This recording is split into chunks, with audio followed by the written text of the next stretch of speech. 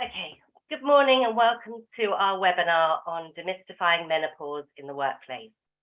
I'm Wendy Gray, partner at Carter Murray, a global search recruitment consultancy dedicated to marketing and sales and part of the SR Group. I'm joined today by my fellow co-host, Nick Croucher, who is a partner at Frazer Jones, also part of the SR Group and dedicated to finding the perfect job for HR professionals. At Carter Murray and Frazer Jones, we understand the importance of education and freedom at work. We believe every professional should be able to work with autonomy and shape their own career. A major topic of conversation in the workplace, and rightly so, is the menopause. We're hosting this webinar not only to raise awareness, but to help businesses do more to support women through the many stages. So it's my pleasure to introduce two expert guests today. We've got Bernadette Thomas, CEO and founder of Rosby Consulting and the Wellbeing Games. Welcome, Bernadette. And Dr. Francesca Capelouto, NHS GP and founder of the Moseley Menopause Meetup. Also, thank you to everyone for joining us. Today, towards the end of this webinar, we'll invite you to take part in a Q&A via the web chat function. So please feel free to input your questions throughout the webinar. We'll try and answer all of these if we have time. We look forward to hearing your thoughts and questions. I'll now pass over to Bernadette, who will give you the session overview. Thank you so much, Wendy, and thanks to Frazer Jones and Carter Murray for hosting us on today, which is World Menopause Day. So happy Menopause Day to everybody. Thank you to all of you for joining the webinar today as we celebrate today's special day. I'm Bernadette Thomas, founder of Rosby Consulting and the Wellbeing Games, and we provide partnerships with organisations across the globe to really help them with their menopause strategy and how to support women during this time in their working lives. As we go through today's session, we'll be sharing a lot more information. This is very much an education, insight, and a few tips in there as well. Session for anyone who is going through menopause, but also for you as a business and how you might be able to start supporting women as they go through this transition period. I'm joined by Dr. Francesca Capelouto, and as we go through today's session, she's going to be sharing with us the definition of menopause and perimenopause and what the difference is between the two.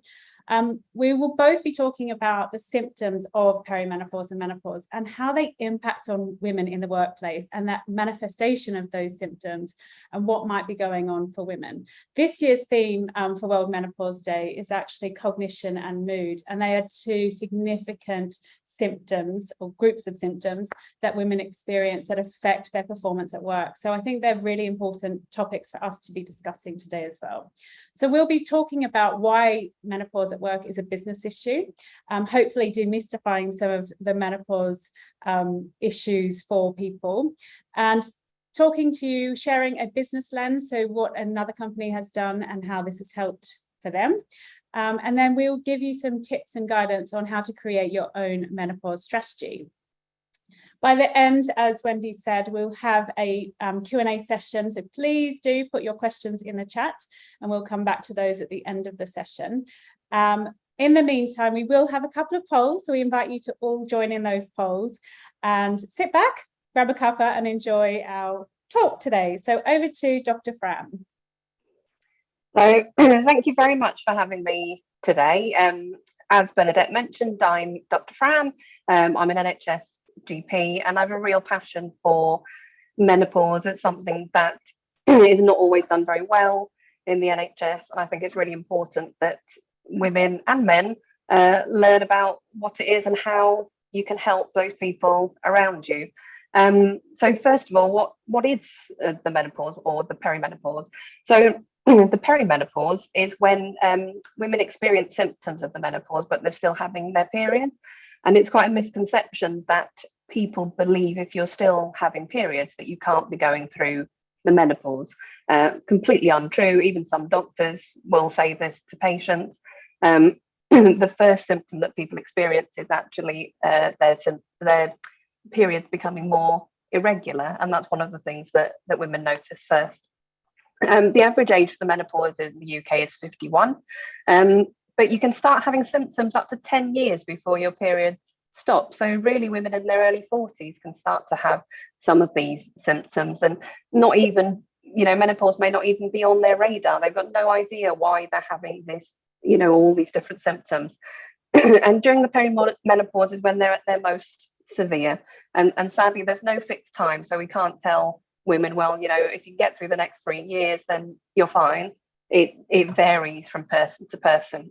On the next slide, there's a little graph there, which just shows, I think it's a really good way of looking at how things change during the different phases. So at the beginning of the graph, you've got the premenopause. So for those who do have regular periods, this is when that would be happening. And you've got this beautiful, lovely cycle where all the hormones are doing exactly what they're meant to do on a monthly basis. Then you hit the perimenopause and it all just goes a little bit wrong. Everything goes up and down. There's no pattern to it at all. Sometimes women start having symptoms of the menopause, then they get a period where they think, oh, it's over now, I've managed to get through that. But then they can start up again just because it's so irregular during this time. And then post-menopause is when everything sort of settles down again, but obviously with those hormone levels being at a much lower, on a lower scale. Next slide, please. So why is this important? So 75% of women will have at least one symptom of the menopause, and 1 in 4 women will have a debilitating symptom that's related to the menopause. So this is a huge number of women that it's affecting. And I think we don't talk about it enough, and women are suffering in silence. 51% of women said that it affected their sex life and their relationships. Again, huge things. And this can lead on to work issues as well if you're having difficulties at home. And the other thing, again, I think, which can be noticed at work is that women say that they become less outgoing in social situations. So those people that normally would come to the after work drinks or would come to the social events that suddenly start pulling away, they're the people that maybe it's worth giving a little bit extra support to. Next slide, please. So I think we're on to our first poll now. So just as a rough estimate, how many symptoms do people think that there are for the perimenopause and menopause? 12, 20, 40, 100? Just bearing in mind that women pretty much have estrogen receptors from the top of their heads to the tip of their toes. So it really can affect everything. And estrogen is also thought to be involved in about 400 actions in the human body. So very important hormone. So looks like this is a very, very well-informed crowd. So you're right, 53% of our guests felt that 40 symptoms was the correct answer, and that's completely right. So there's at the moment 40 recognized symptoms of the menopause. It seems to be it increases almost every day as we notice new things that we can link to it. So just sort of covering a few of these symptoms. So as I mentioned, irregular periods is one of the first things that women notice, but things that particularly might affect people at work: fatigue, urinary symptoms. If the toilet is not accessible, or you've got to go past lots of people to go to the toilet, and you feel that people might notice that you're getting up from your desk every so often. Hot flush is another one really important in the workplace in terms of what people are wearing and their environment. Headaches, joint and muscle aches, pretty much any. I mean, I see a lot of women, and I've yet to find a symptom that isn't explained by the menopause. So pretty much anything can be included there. Going on to the next slide, I always put mental health as a separate section because really, really important and not often talked about. Again, one's really important in the workplace, so lack of concentration and low confidence. Those people that maybe have been doing the job for 20 years, confident doing presentations, meetings, and then suddenly come to you and say, well, actually, I just don't feel able to do this. and having a bit more understanding, a bit more compassion for why they're feeling that way. Difficulty sleeping. I mean, they use a lack of sleep as a form of torture. We know how one bad night's sleep can affect us. Imagine this is going on for months and months. Can make conditions like ADHD worse. So people who already have an underlying condition, it can become worse during this time period. And one thing that always really shocks me is the fact that 1 in 10 women experience suicidal thoughts. And these are not necessarily women who've had issues with their mental health in the past. And just imagine how scary it must be to suddenly have those thoughts and not have anywhere that you feel that you can go and talk to someone about, where you won't feel judged for those thoughts. Next slide, please. So I just wanted to mention these different groups of people who may be affected by the menopause or perimenopause that you may not necessarily think of. So obviously we think of women in their sort of late 40s, early 50s, 60s going through the menopause, but there are these 2 groups of women. So premature ovarian insufficiency, which is when you have the menopause under the age of 40, and it's actually 1 in 100 women, which is not that uncommon, really. Early menopause, which is when you have the menopause between the ages of 40 to 45. Surgical or chemical menopause, so those women who've had a hysterectomy, had their womb removed for various reasons like endometriosis. Interestingly, different ethnicities go through the menopause at different times. So Black women tend to go through the menopause 2 years earlier than white women. And the average age of the menopause in India is 47. So again, just sort of widening that view of who you feel is should be affected by this. As I mentioned, people with conditions like ADHD can be worse affected during this time. And also there's the transgender community that it's important to think about during this period as well. Next slide, please. This is just a little bit of information about where people can go for support. So GP, obviously quite difficult to get appointments at the moment, but they definitely should be a first port of call. Family and friends, support group. So just people becoming more open to talking about this and sharing their experiences. As it was mentioned in the introduction, I run something called the Molesey Menopause Meetup, which is where I do a sort of information support group once a month, and women come along. And it's just amazing seeing women talking to each other about their symptoms and how it's affecting them. And it's a really lovely space to be in, where people can feel so open to discuss what's affecting them. Just put a couple of websites on there that are very useful for information, a couple of good books. So Jackie Lynch has written 2. One's called Vavavoom, which is about increasing energy levels by changing your diet. And the Happy Menopause is a sort of natural way of dealing with menopausal symptoms. And then obviously in the workplace, occupational health is a great source of information too. And now Bernadette is going to have a chat about how the workplace can do more to support these women. Thanks, Dr. Fran, and thank you for that amazing insight there. I think that's really helpful for most of us. One of the things I really notice when I'm talking to employers and some of my clients is that a lot of women don't even realize that they're going through perimenopause or menopause. And it's not that they're necessarily in denial, it's just being aware of what the symptoms are. And this is where it becomes more of a workplace issue, because as Dr. Fran said, there are so many women who are going through symptoms. And if you are having a bad night's sleep, or if you've got brain fog, for example, your performance might be suffering, or you as an HR expert or as a leader within the business might be thinking, not sure, whether or not this woman is capable of doing her job anymore. And it's not something that should be judged. And it's really difficult for us to recognize that there are so many symptoms that are impacting on women. And as a woman who has been going through perimenopause for many years, honestly, the number of times I forget the words that I'm trying to get out of my mouth, or forget what someone's name is, And I feel like, oh my goodness, what if I'm going to be judged for that? So please don't judge me today.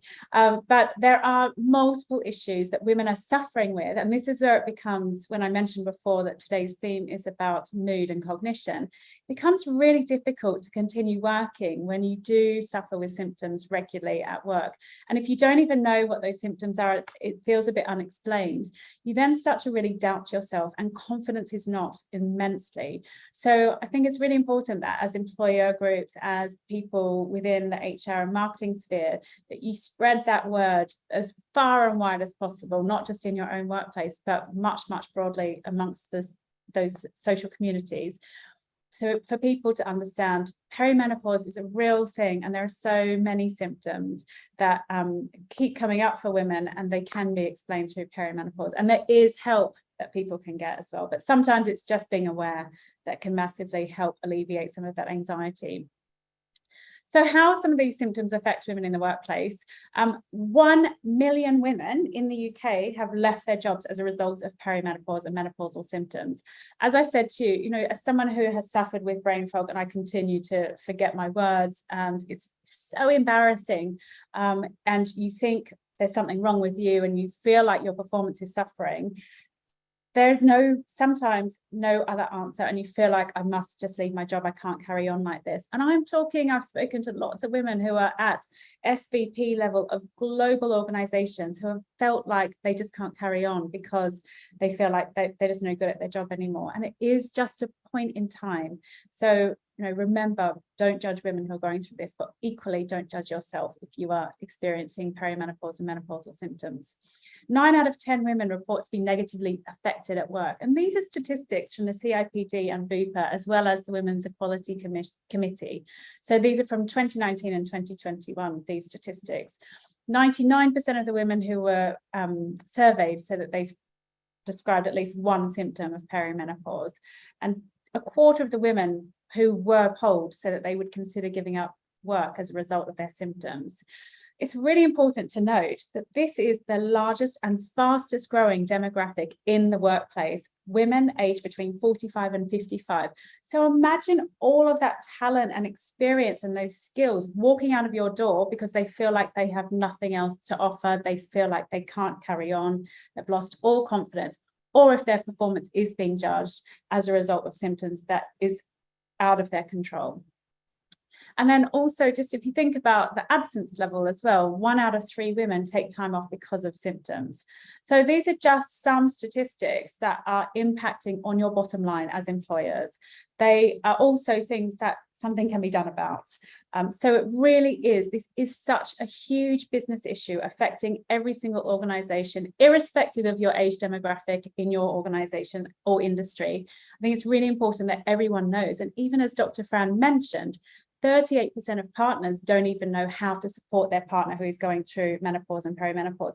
So the indirect link as well for those people who are supporting their partners who are suffering, they are carrying that burden into work as well. So their performance might start to lack as well in these scenarios. There's another survey that was done more recently, found that 1/5 of menopausal women who were up for a promotion passed on that chance for promotion because they didn't feel like they could actually do the job. So that's quite worrying to think, especially those of you who might have a women's leadership program or some sort of program to promote women within your business. That talent group might just leave because they feel like they can't do it. So the more support you can offer, the better it will be for those individuals. 19% of women who are suffering with menopausal symptoms have reduced their hours at work, and 12% have resigned due to menopausal symptoms. So that's huge. If you think about those numbers just for your organization, that cost to your business is quite significant. So really, really thinking about, and I'll talk about it in a moment, what are some of the things that you might be able to do in your organization to help support more women to remain in the workplace? So there's lots of things that you could be doing. I'm going to just ask another question actually before I share this. But what is in your organization? Sorry, I'm controlling the poll here, so I'm like trying to do 2 things at once, talking. what are some of the things that your organization are currently doing to be menopause supportive? So I'm going to just launch this poll. I'd love to know. No judgment, this is completely anonymous. So what is your organization doing? Are they doing nothing? Are you in the planning phase? Are you just starting your journey? Or do you just have a policy at the moment and active, not just, are you really actively supporting menopause and creating a strategy in your workplace? So I'm seeing the numbers going up. It's really great to see. I'll just give another 30 seconds or not even 30, 20 seconds to get those answers in. So far, there's the majority of you are in the planning phase, which is great. Okay, I'm just going to end the poll and share those results with you. So 40% of you are in the planning phase. That's brilliant. That's excellent to see. And so for those 31% of you, hopefully the next couple of slides will really, really help to showcase some things that you might be able to do in your organization to support, be more menopause supportive. So the COPD conducted a survey to find out what people are actually doing in their workplaces to be more menopause supportive. Really sorry, but I've just realized that my battery is running low on my computer and I haven't plugged in. That was a bit silly. I might be able to get someone to come and help me plug in a minute. But the adjustments that people asked for were flexible working, ability to control temperature, and I'll let you read the rest of them. But essentially, those people that did ask for something to be done are things that were all very, very easy for an organization to put in place. And I'm sure so many of you already have flexible working opportunities in your workplace. You might already have the ability to work from home, to have reduced working hours, to change a job role or to change any duties in your organization. So there are things that you might already have in place at work that you can really do to help women who are going through this without really needing to do much at all. It's very much just about socializing. What do you have already? Thinking about how you can cater to this group of women who are going through menopause and perimenopause. And now I'd just like to share with you what another company have done within their own organization. So this is a London-based business who wanted to create a menopause strategy. And they brought me in to come and help them to look at what could we do, how do we want to approach this. They started by having some things in place, recognizing that they needed a policy. And while they were doing that, they were also gaining the support of their management group. So we had a management workshop. And during the management workshop, we just talked about what are some of the things that you could put in place if people do want adjustments at work? What are some of the things that you might be able to change in the workplace? And they came up with a list of things and prioritized those and said, what can we actually do with this? And what are we prepared to do? So that managers were completely empowered to make a decision if someone did approach them and say, look, I'd like to work from home or I'd like reduced hours. They had the ability to not have to go through another review process or sign off process for this. It was during one of these sessions that they also recognized that we've already got an EAP, so an employee assistance program in place. So we've got access to our GP service. Let's promote that. Let's tell people that this is available for them. They also have access to counselling. This isn't something that we've necessarily spoken about yet, but so many women, I don't have the statistics on this, but so many women present with depression and anxiety during perimenopause and menopause. One of the most common symptoms that nobody talks about is suddenly feeling really anxious about driving, especially at nighttime. And the number of people who, when I say that to them, they're like, oh my gosh, I thought I was like there was something wrong with me. I've never felt anxious about driving. I'm sure some of you are nodding right now. There are so many things that we are not even talking about, but that anxiety around driving, I mean, who would have thought, or just leaving the house. And, you know, on top of that, COVID and having all of the anxiety from COVID is manifesting even greater in women going through perimenopause and menopause. So having the ability to access counsellors via your EAP is really, really important. And cognitive behavioural therapy is one therapy that a lot of people have mentioned that really, really helps them. So back to this company, they said that one of the women, as we were going through this manager training, actually pulled me aside, and she in front of her manager said, I've been really suffering with anxiety and I've had this support, it's brilliant, but listening to this session, and this was a workshop for managers, she said, I'm clearly perimenopausal, I didn't even realize. And she's since gone off and got the support via work, but also had some things that they've been able to put in place to support her and others going through this. And she's now thriving at work, and she feels so much better about staying at work. So it's really important to just think about, this is not a one size fits all. It's not something that is, we've ticked a box and yet we look after menopause in our workplace. Everybody goes through menopause completely differently. And I'll happily admit this, I'm one of 6 girls, and each of us, I'm the youngest, have gone through menopause completely differently. I'm perimenopausal, not menopausal yet, but have gone through it completely differently. So it's really important to understand that we are all very different. As an employer, you need to think very open-mindedly and not have a black and white, this is what we're doing and this is all we're going to do. So I'm going to share with you some of the things that you might start to think about in creating a menopause strategy. And I very much welcome you to look at, what is the deep pain? So for some organizations, this is going to be different than others. And I recognize that particularly in certain industries, that age group isn't such a high proportion of your working population, but you might have people supporting people going through menopause, or you might want to attract more talent in this space. So these might be different for you in terms of the purpose. So think about, what is that deep pain that you're really feeling? And what's the purpose of creating a menopause strategy for your organization? Before you do anything else, what are you trying to achieve? So what's the prize you're trying to gain at the end of it? And what are some of those outcomes you would like to achieve? What can you do, and what is the art of the possible, but what's really going to make a big difference, not only to your bottom line, but also for engagement, for retention, for people feeling like they want to come into work, so performance as well. So some of the things that we would recommend to you are looking at some training and education. So this is going to be very different for different groups of people. So you might have something that is very specific to women as they go through menopause and perimenopause. So what's the training that they need to raise awareness? You might have something that is more about a team. So it might be a team of managers, a team of leaders. How do you manage people going through perimenopause and menopause? What's the right sort of language to use? And you might have something that's more organizational level. Don't forget though, HR and occupational health, they also need some training, because that is an area where people will naturally go to for support. So think about the different types of training and education that you might need in your organization. Then you might have some workshops, and these might be things, again, like a manager workshop, or they might be things such as a leadership workshop, where as leaders you decide what is the art of the possible, what are some of the things that you need to address and that you want to bring in to support people as they go through menopause and perimenopause. Or in fact, it might be for women as they're going through perimenopause and menopause to come together to work out, what do we need? What are some of the things we need to support us? So a top-down and bottom-up approach there.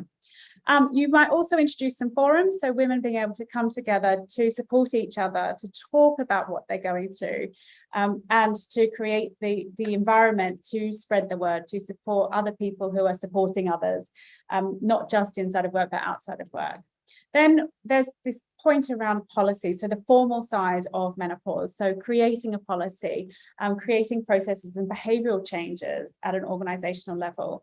Now, policy doesn't have to be a standalone menopause policy. I mentioned before that sometimes you might already have things like working from home. You might have a domestic policy in place already, so it could be just addressing it and acknowledging that we do have something that is more menopause supportive.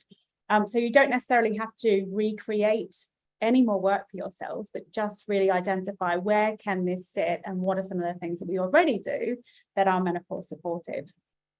And then we've got some ideas around a menopause network or a cafe, and this is a bit more of a mentoring environment. It's a very relaxed environment, but you allow and enable that opportunity for women to come together to share their stories, a little bit like what Dr. Fran was sharing about with the Molesey Menopause Cafe that she runs. This would be something that's run more inside of work and could be facilitated by someone who's already been through it, so a more senior person within the organisation who can talk to everybody about what they've experienced.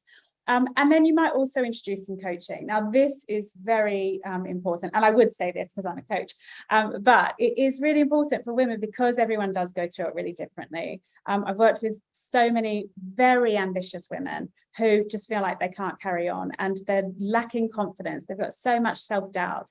And it could just be one session to help them to come up with some ideas around, if you are going through brain fog, what are some of the techniques that you could establish that would just sit in your toolbox for if you're presenting to the board, or if you're presenting to a room full of people and you suddenly get a hot flush, or you've got brain fog and you just feel like you can't even talk anymore.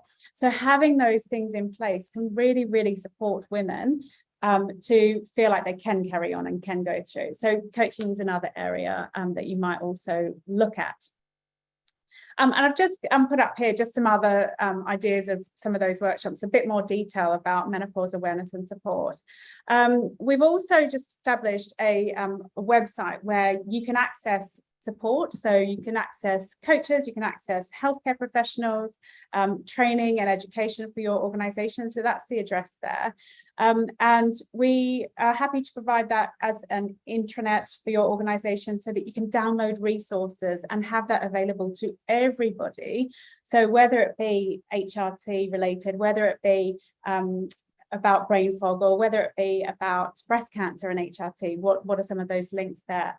So having that education there, or how do I support someone who's going through perimenopause and menopause, but also some video content so that you can watch things and learn for yourself some of the things that are going on for you.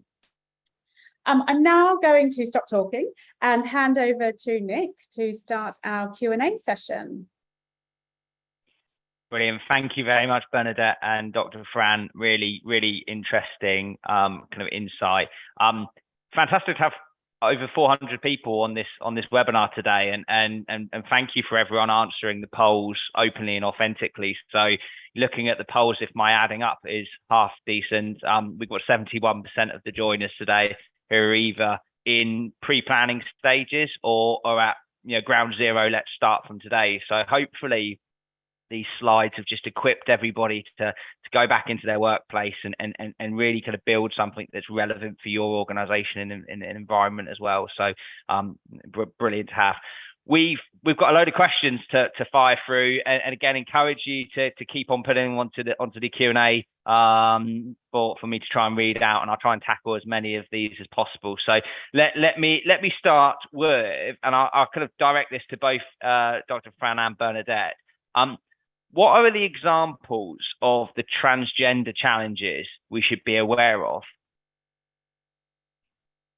So I would say the main thing there is having a workspace that is open so that people who are going through this difficult journey, which isn't very well supported in the NHS, I think the wait at the moment for the transgender clinic is about 4 years.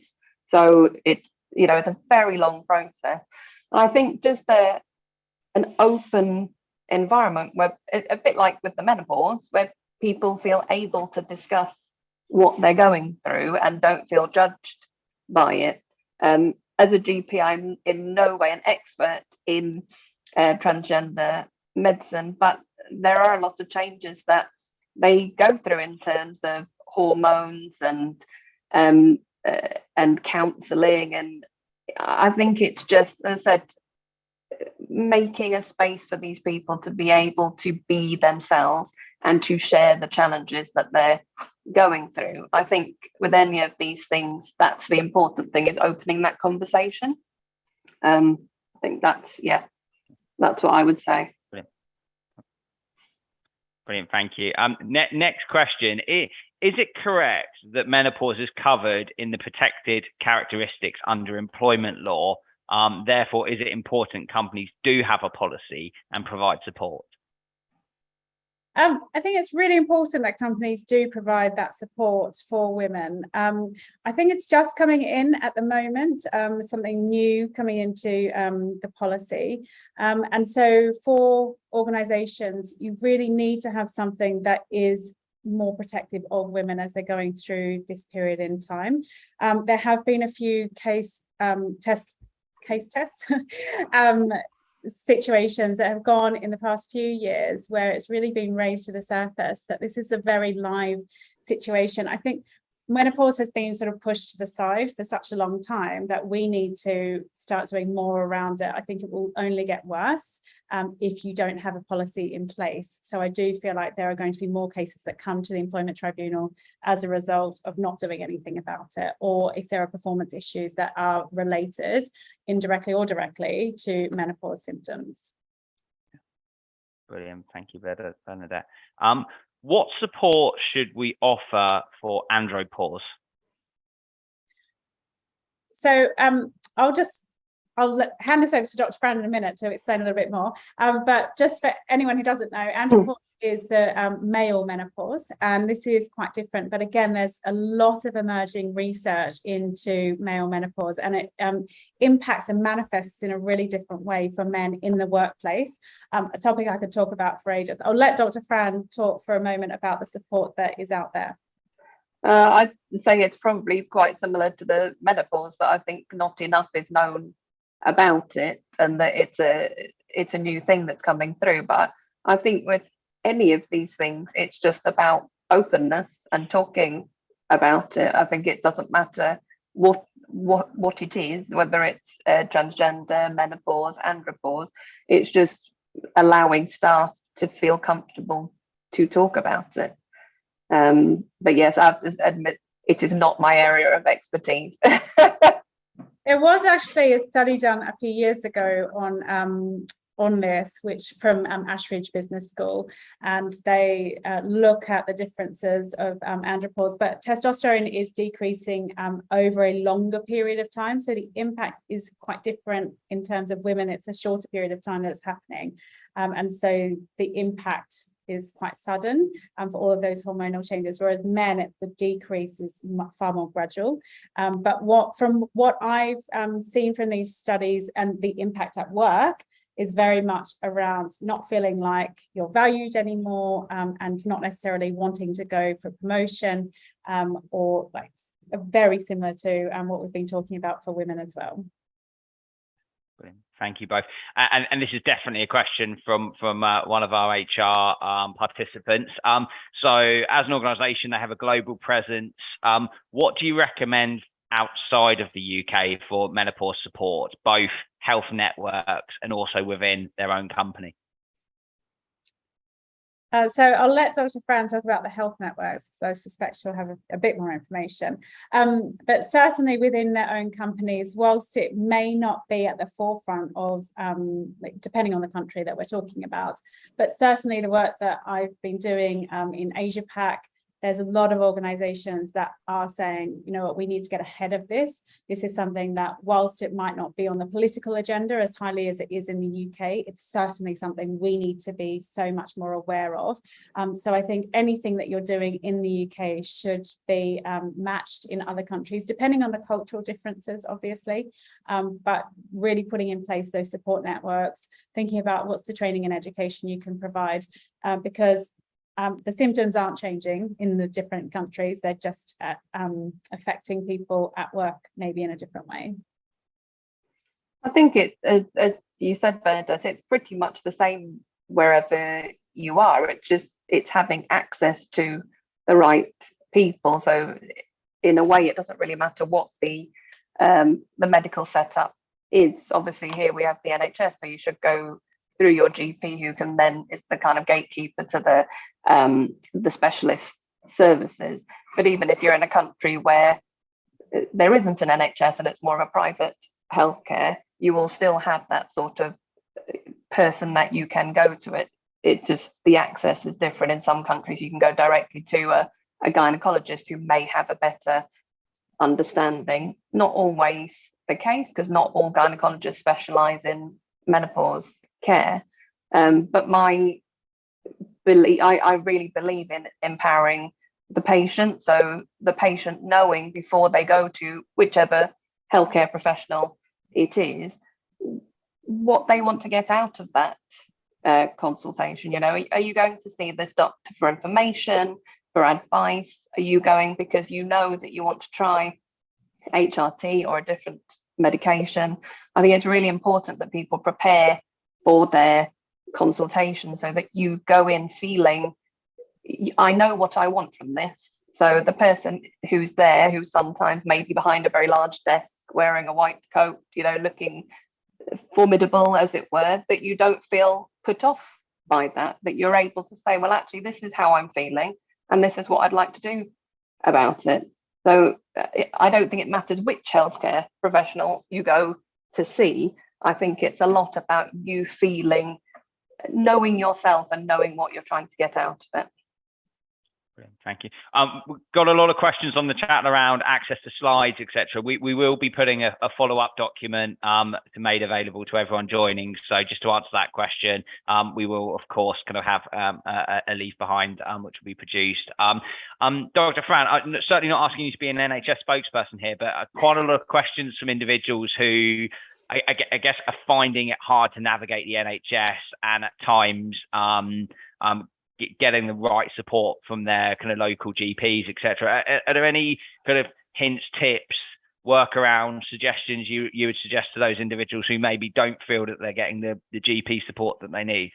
Yeah. So first thing is, when you ask for an appointment, ask to speak to a GP who has an interest in women's health. There'll usually be someone, even if it's not their title, as it were, the receptionist will know who is interested in women's health. You can ask for a double appointment, which is 20 minutes rather than 10 minutes. It depends on the GP surgery. Some will let the patient book a double appointment, others it needs to go through the GP. Read. So there's loads and loads of websites, a couple I put on the slides.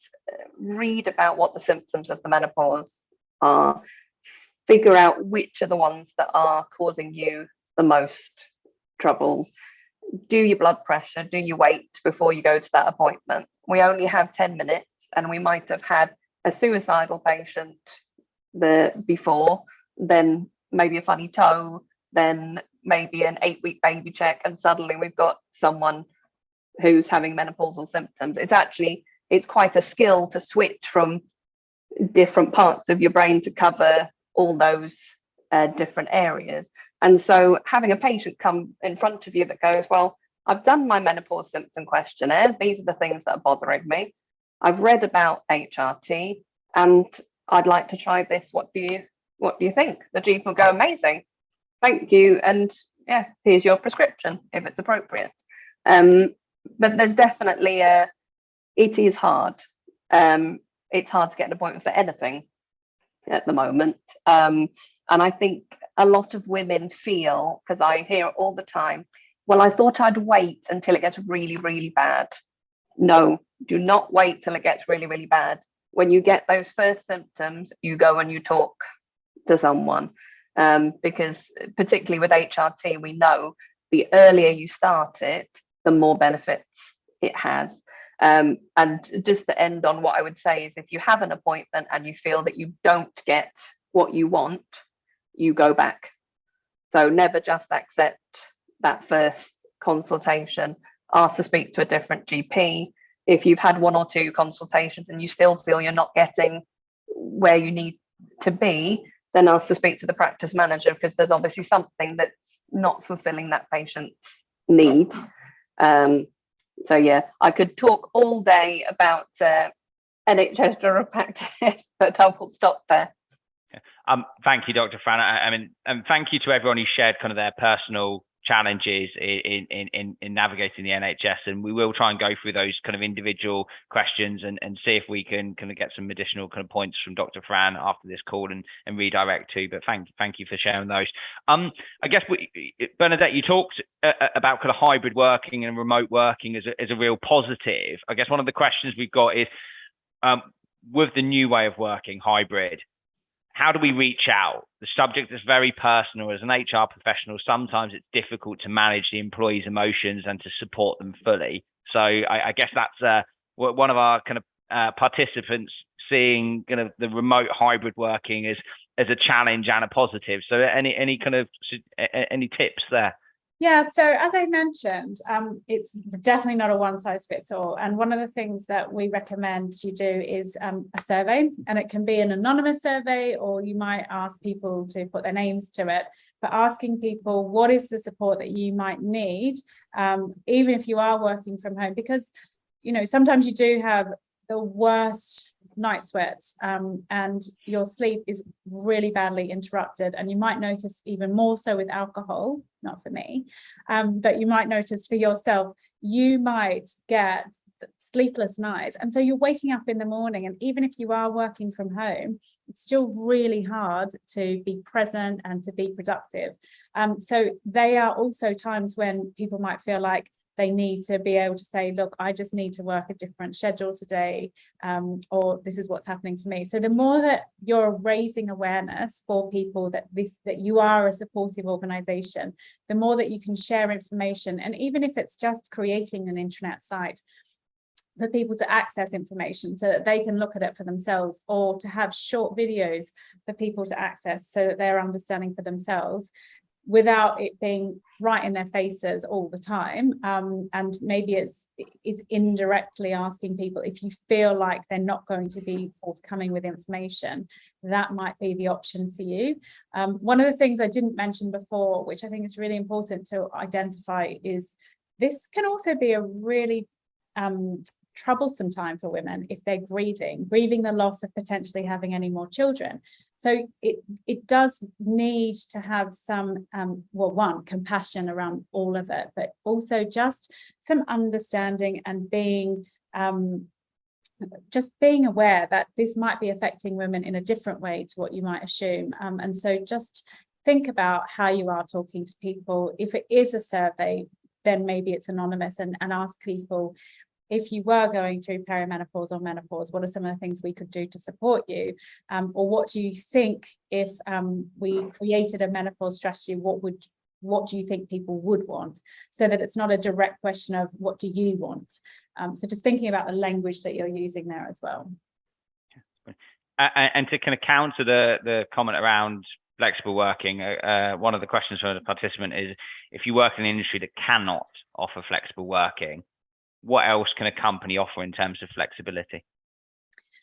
So I think access to rooms that aren't like bright lights, well ventilated rooms, access to just a space that might be a lot quieter. So I don't know, there might be some people, let's say you're in retail, for example, or you might work in a school environment, but having the opportunity to have additional breaks, having a space where you can, if you're having a hot flush, for example, or a cold chill, then you can go into a space that is allows you to regain your body temperature.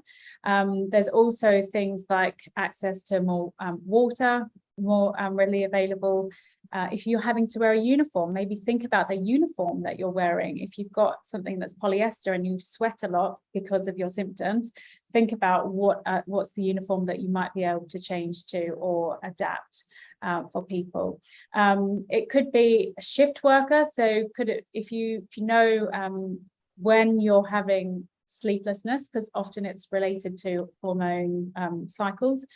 So if you know when in your cycle you're going to have those sleepless nights, hopefully not all the time, but if you're aware of that and you're keeping track of it, you could be asking for things like change in your shift pattern.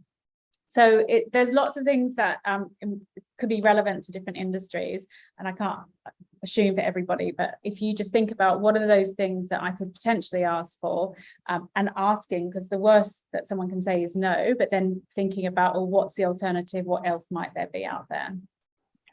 I think we've got time for 2 more questions. So apologies for anyone I've missed out. We've got a lot to run through. So kind of second to last question. Do you have any advice on how to ensure men in the workplace are comfortable with the topic and helping their female staff and colleagues? Well, this is a really tricky one, because I know that there are lots of men who are not comfortable talking about this. And it is about having more senior people in the organization, men in the organization, who advocate and who come out and share their own experiences of supporting someone, or maybe they themselves have gone through andropause, but an ally essentially, and someone who is willing to speak up and say how important this topic is in the workplace. It's about putting things into place. So it's the women who are getting the support that they need, and then having the trickle effect of when we have more people and that snowball effect, more people getting involved in activities, education sessions that are mandatory, perhaps having videos sent out or recordings sent out in your workplace, having it as a live topic of conversation, having guest speakers coming into your organization to talk about it. So whatever it might be, don't be put off by that. And it's about gaining that senior leadership support and being able to speak out about it as much as possible. Okay, brilliant. And final question, and obviously it's great having you in the room, Bernadette, but how do companies go about finding a qualified menopause coach? Is there an association or a body that you can talk and point people towards? Yes, so the British Menopause Society is available, obviously. It is just coming, emerging. There are a lot more menopause coaches emerging. Depends what your organization already has in place. You might find that you have a coaching cohort that does offer menopause coaching as well. Certainly, I know of a few different organizations that are much larger coaching bodies, and they do specialize in menopause. And I don't think the ICF or the EMCC yet have it on their website as a qualification per se, but you could try that and check that out. And yeah, the British Medical Society is a great place to go as well. Brilliant. Thank you both, Dr. Fran and Bernadette, for answering all of those questions. And any questions we've missed, we will, in our write-up, try and capture those and kind of collate as many answers as possible. But I'm going to pass you back over to Wendy for a closing statement. And thanks again for all the questions and answers. Thanks, Nick. So that wraps up our webinar for today, and what an insightful one it's been. Firstly, a huge thank you to Dr. Fran and Bernadette. Sharing your insights with us has been so inspiring, and your passion for the topics and subjects is going to help women kind of work their way through this uncertain and new time. Thank you for joining me, Nick, as co-host, and thanks to everyone that's joined today. We had over 400 people, which is great news. And as Nick mentioned, if you have any questions or anything we haven't covered, then please don't hesitate to contact us.